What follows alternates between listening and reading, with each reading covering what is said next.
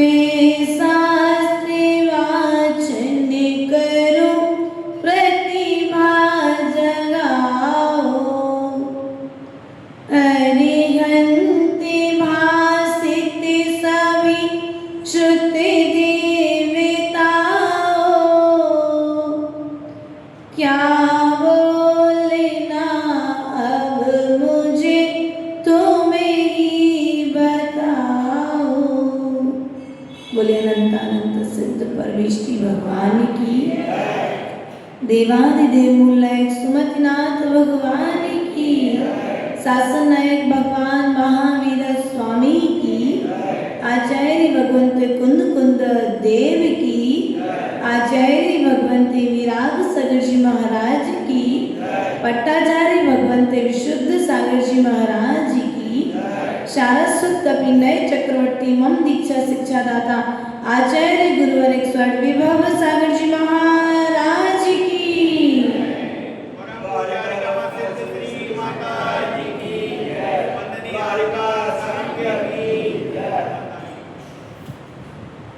प्रिय बंधुओं,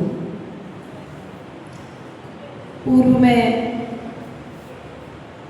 द्वय आरिका माता जी के मुखार विंद से धर्म का उपदेश हम सभी को प्राप्त हुआ और द्वय माता जी के प्रवचन का सार सभाश्री माता जी कह रही थी, कोयल मोर के पंख चाहती है और मोर कोयल की आवाज चाहती है। अर्थात जिसके पास में जो है वह उसमें खुश नहीं है, इसलिए वह संसार में रहते हुए दुखी है। आपके दुख का कारण है संतोष का नहीं होना। वहीं पर आरिका रत्न संघ श्री माता जी आपको बात बतला रही थी, जिस प्रकार से किसान जब फसल बोता है और जब फसल आती है तो वह दल दल को ग्रहण कर लेता है, लेकिन फल के बीज को संभाल करके रखता है। उसी प्रकार से जो राजा और चक्रवर्ती हैं वह विषय भोगों के बीच में रहते हुए भी वे धर्म को छोड़ते नहीं हैं। ऐसा द्वय माता जी के प्रवचन का सारांश। और यहाँ पर आलोचना पाठ जो हम पढ़ते आ रहे हैं, सुनते और सुनाते आ रहे हैं, उसी आलोचना पाठ पर वाचना चल रही है। सो वाचना के मध्य में हमने पूर्व में 8 कारिकाओं के ऊपर में वाचना सुनी थी। आज 9वीं कारिका में प्रवेश कर जानेंगे कि पंडित जौहरी लाल जी ने क्या लिखा है इस आलोचना पाठ में। क्योंकि जब तक व्यक्ति अपने किए हुए कृत्य की आलोचना नहीं करेगा तब तक वह संसार से मुक्त नहीं हो सकता। हमने संसार में रह करके इन दोनों आँखों से दूसरों के दोषों को तो देखा है, लेकिन आचार्य भगवंत कहते हैं स्वयं के दोषों को देखने के लिए आँखों की जरूरत नहीं है। स्वयं के दोषों को देखने के लिए तो स्वयं के ज्ञान की जरूरत है, मद के त्याग की जरूरत है। क्योंकि आज विवाद का कारण है व्यक्ति को स्वयं के दोष दिखाई नहीं देते और दूसरे के गुण दिखाई नहीं देते। दूसरों के गुण नहीं दिखाई दे रहे और स्वयं के दोष नहीं दिखाई दे रहे। इसलिए इस सुलझी हुई जिंदगी को भी उसने उलझा करके रखा हुआ है। सुलझने की कला सीखने के लिए कारिका नंबर 9 में प्रवेश करते हैं। सप रस रस ना घ्राणन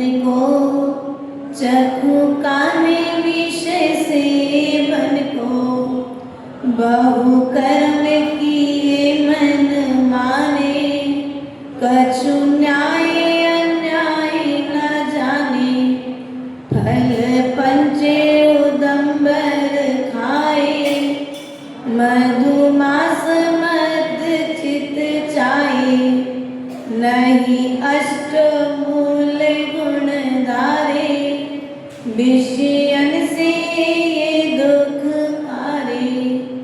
क्या कह रहे?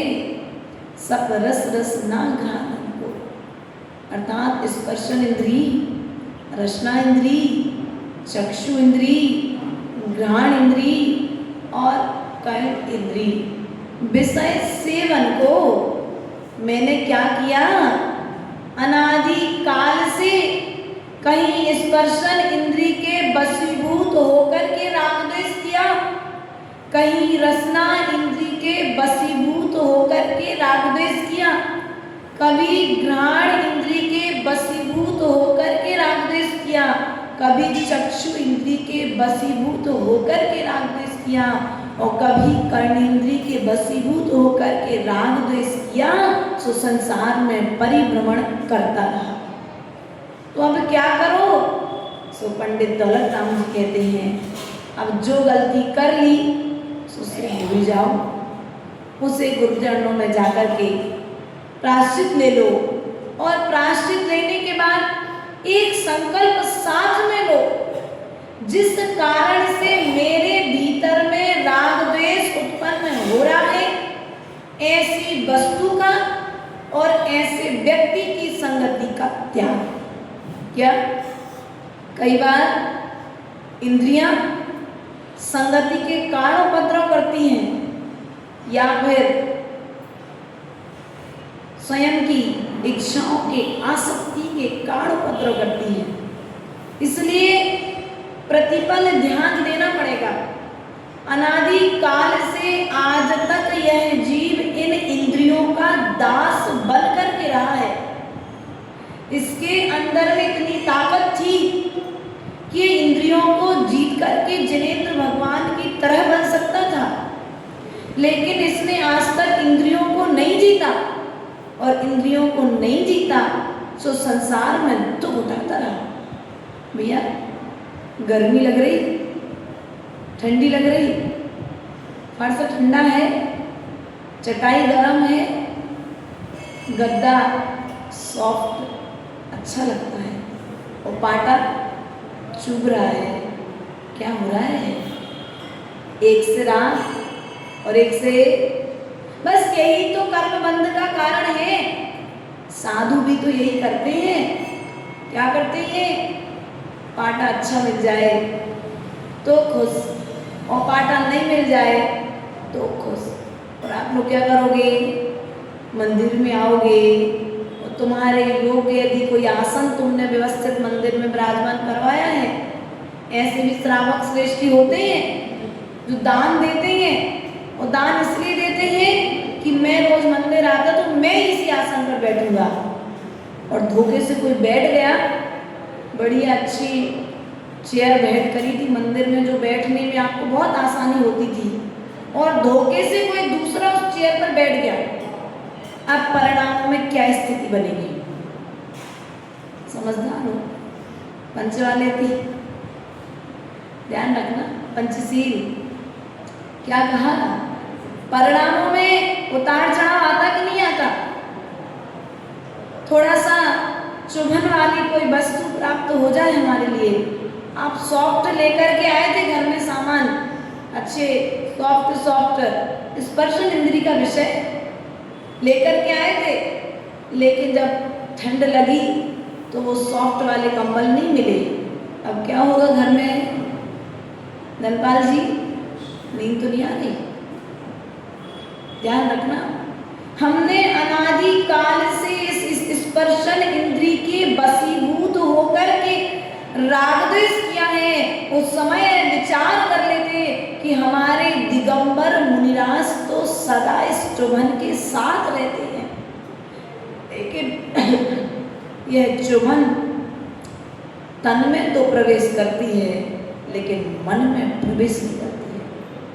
कांटे की चुभन तन को स्पर्श करती है, लेकिन वह कांटे की चुभन मन में प्रवेश नहीं करती है, इसलिए उन्हें भगवान बनने में समय नहीं लगता है, संसार से मुक्त होने में समय नहीं लगता है।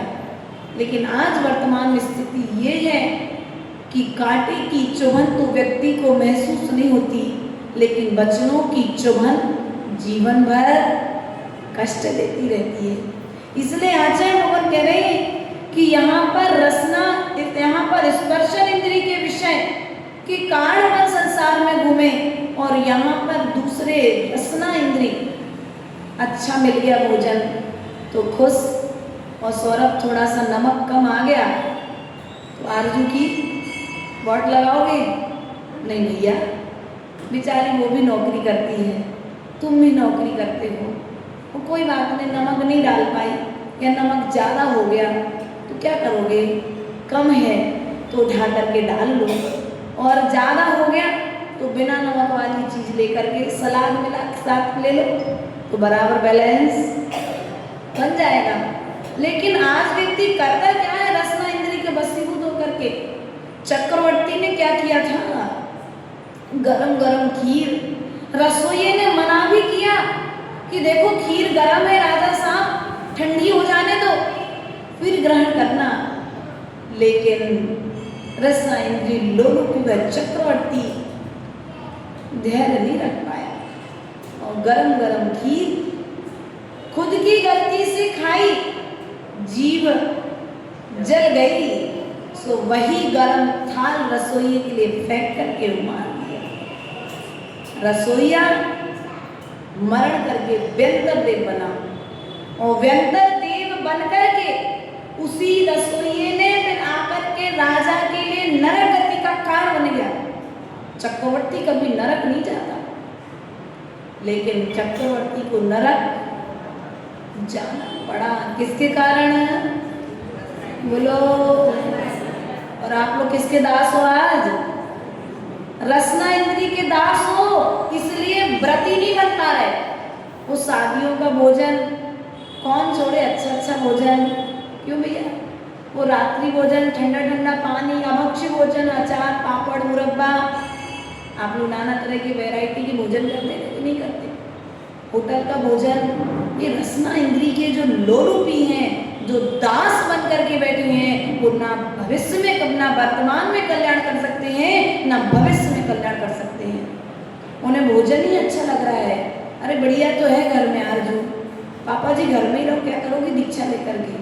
बढ़िया, मैं आपको दोनों टाइम भोजन आप जो कहोगे वो बना करके खिलाऊंगी। नहीं भैया, पापा जी से ये कहो, पापा जी अब तो आपकी त्याग की उम्र है, आप तो धीरे धीरे मोक्ष मार्ग की यात्रा प्रारंभ करो। उन्हें धर्म की ओर अग्रसर करना, यही तो सच्चे बहू और बेटी का कर्तव्य है। तुम भी संसार में फंसे रहे और उन्हें भी संसार में फंसाए रहे, तो क्या पाया तुमने? इसलिए आचार्य भगवान कहते हैं, जिसको मोक्ष मार्ग पर आना है तो सबसे पहले अपनी रसना इंद्रिय को कंट्रोल में करें।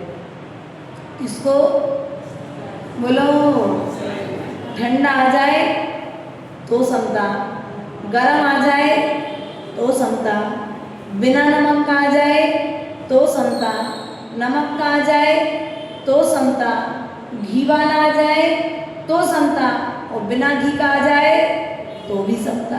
और आप लोग के साथ तो क्या होता है? चौके का भोजन बाद में फ्राई करके, अरे अच्छा नहीं लगता, कैसे खाते हैं साधु? अरे भैया एक दिन तुम खा करके देखो, उनकी यही तो तप और साधना का परिणाम है कि वे मोक्ष मार्ग पर रह करके कर्म निर्जरा कर रहे हैं। उन्होंने रसना इंद्रिय को बस में कर लिया है, इसलिए कर्म की निर्जरा कर पा रहे हैं। और हमारी रसना इंद्रिय हमारे बस में, और विशेषताएं कई बार देखने में आ जाती महेंद्र भैया, ऐसे आती देखने में इनकी व्यवस्थाएं कि जब चौके आदि में अपन जैसे थोड़ा देर रुक जाओ, आहार के बाद एक माता जी का आहार हो रहा, अपन थोड़ा देर रुक के चलो इनका आहार हो जाए, फिर जाएंगे बाहर। और यहाँ बाहर आहार के पाटे पर सबको सामान रखा है, लेकिन अपन ने कहते जो नहीं चल रहा वो ले जाओ अंदर। तो अंदर ले जाने वाली जो महिला रहेगी ना, अगर चना है, मूंगफली है, कुछ मीठा है तो थोड़ा सा तो मुँह में क्या है? बोलो। 12 बजे तक 11 बजे तक तुमने भोजन नहीं किया, पानी नहीं पिया, 10 मिनट और साधु तुम्हारे चौके में आहार कर रहा था, सो तुमने क्या किया? सारा चौका और कहो कहो उनसे माता ऐसा नहीं करते, माता जी नहीं मैंने कुछ नहीं खाया, कुछ नहीं किया, धीरे से गटकने में कितना टाइम लगता है। इसलिए ऐसा नहीं करना चाहिए। रसना इंद्री के वशीभूत होकर के व्यक्ति कितने कितने प्रकार के पाप कर रहे हैं वो आप लोगों से ज़्यादा अच्छे से कोई दूसरा नहीं जान सकता है।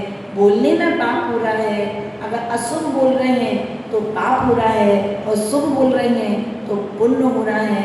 अच्छा प्रशस्त भोजन जो भक्ष्य करने योग्य है वह भोजन ग्रहण कर रहे हैं तो पुण्य हो रहा है, जो अयोग्य भोजन है उसे ग्रहण कर रहे हैं तो भी क्या हो रहा है, पाप हो रहा है। भोजन तुम भी करते हो और भोजन साधु भी करता है, लेकिन तुम भोजन करते हुए पाप करते हो और साधु भोजन करते हुए पुण्य करता है, क्योंकि विवेक पूर्वक भोजन को लेता है, प्रासुक भोजन को ग्रहण करता है इस रसना इंद्री के माध्यम से।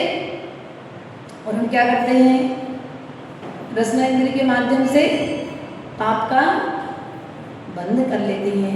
तो ऐसा बंद नहीं करना है। उसके पश्चात घ्राण इंद्री, अच्छी खुशबू आ गई, आहा आनंद आ गया, कोई चमेली का तेल लगा के आ जाए, बढ़िया कोई इत्र लगा करके आ जाए तो आनंद आ जाता है। आचार्य मुगन कहते हैं कि जीवन में इत्र की सुगंध, तुम्हें जिस प्रकार से इत्र की सुगंध अच्छी लगती है ऐसी इत्र, मित्र और चरित्र। क्या इत्र अच्छा हो तो कमरे में अच्छी खुशबू आने लगती है, मित्र अच्छा हो तो जीवन में महक आने लगती है, और चारित्र अच्छा हो तो जीवन में निश्चित सुख और शांति समृद्धि को प्राप्त होने लगती है। इसलिए इन तीन चीज़ों के लिए व्यवस्थित तरीके से हमें ध्यान रखना चाहिए।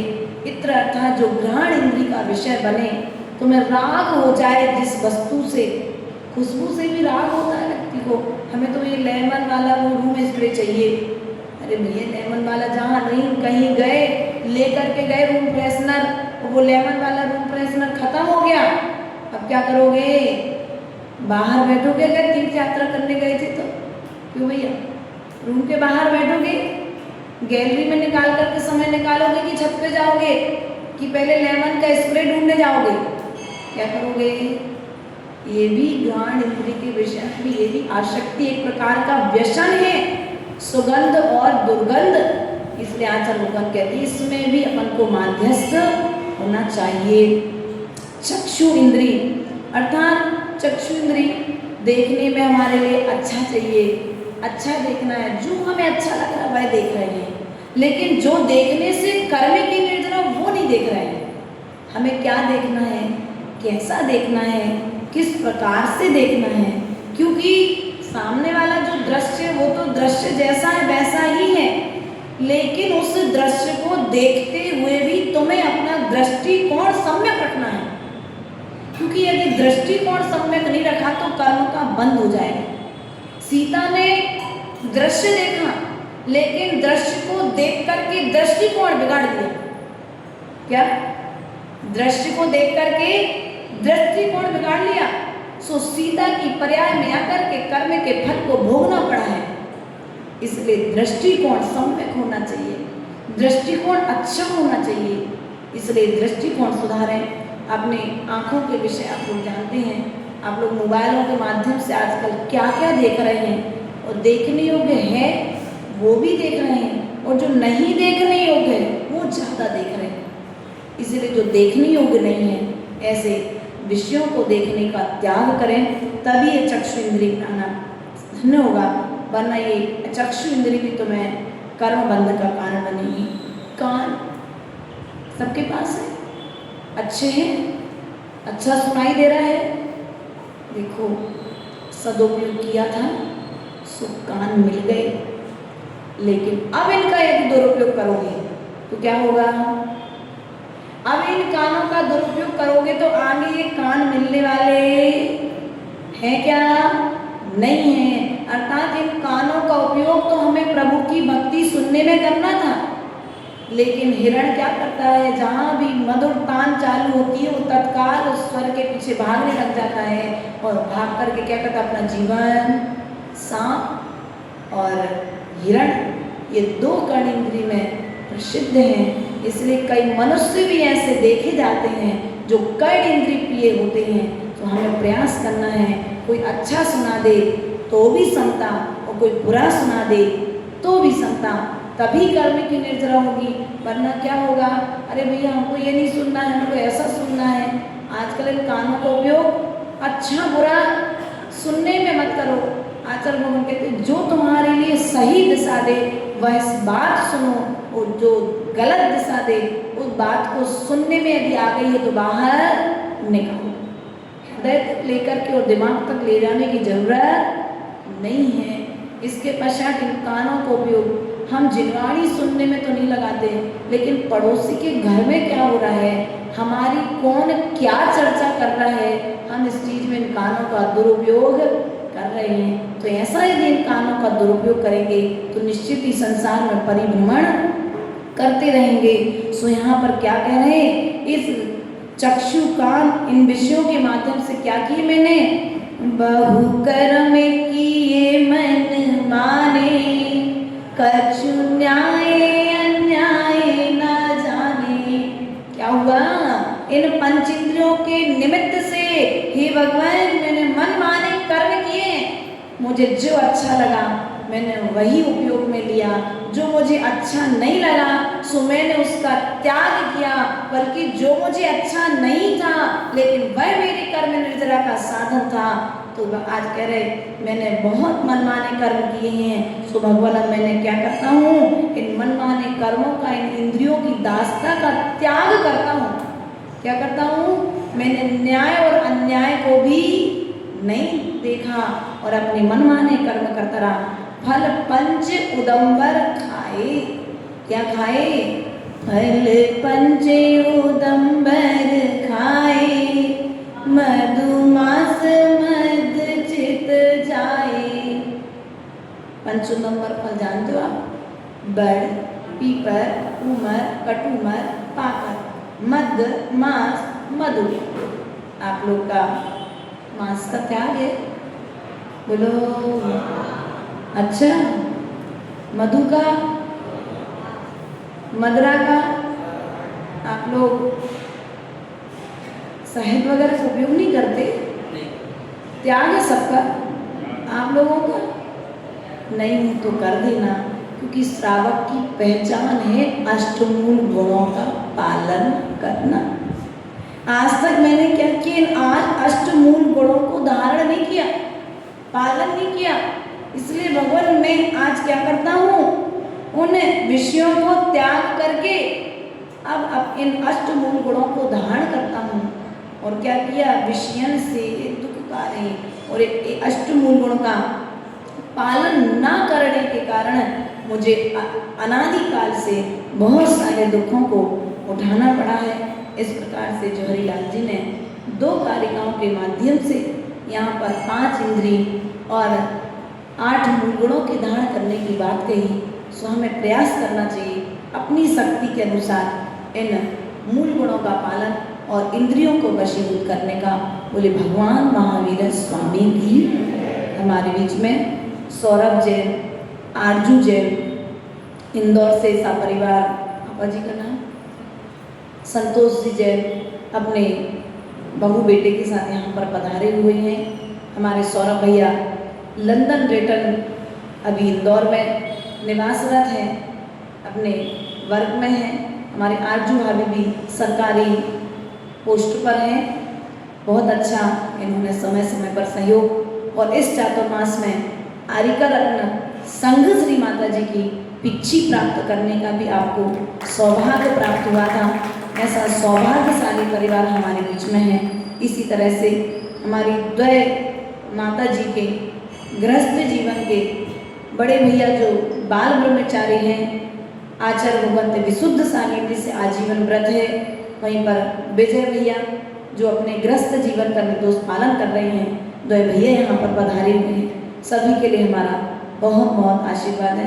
आपका भी धर्म ध्यान निरंतर बढ़ता रहे। बोले भगवान महावीर स्वामी की।